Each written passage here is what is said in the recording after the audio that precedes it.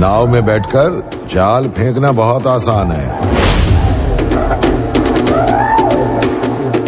पानी में उतरेगा तो बड़ी मछलियां खा जाएंगी।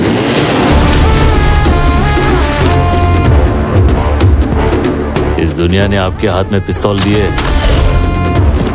और मेरे हाथ में कुल्हाड़ी। हम सब अपनी लड़ाई लड़ रहे हैं।